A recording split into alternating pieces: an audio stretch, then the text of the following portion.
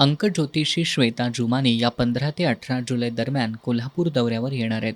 त्यांच्या दौऱ्याला विरोध करण्यासाठी आणि आंदोलनाची दिशा ठरवण्यासाठी मंगळवारी कोल्हापुरातील काँग्रेस कमिटी कार्यालयात पुरोगामी संघटनांच्या कार्यकर्त्यांची बैठक आयोजित करण्यात आली होती. या बैठकीत समन्वयक सतीशचंद्र कांबळे यांनी सध्याच्या आधुनिक बुवाबाजीवर कडक शब्दात प्रहार केला.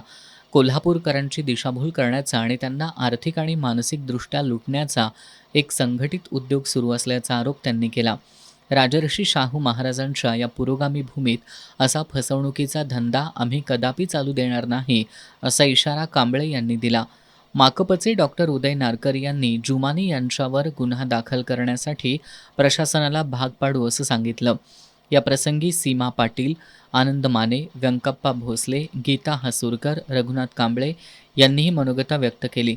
जिल्हाधिकारी, पोलीस प्रशासन आणि पालकमंत्र्यांना निवेदन देऊन संबंधितांवर गुन्हा दाखल करण्याची मागणी करण्याचा तसंच प्रशासनानं कारवाई न केल्यास कार्यक्रमस्थळी ठिय्या आंदोलन करण्याचा निर्णय या बैठकीत घेण्यात आला. बैठकीला किरण गवळी, रोहित कांबळे, रियाज मुजावर, दिलीप कांबळे, इक्बाल पठाण, अमीर मुजावर आदी उपस्थित होते.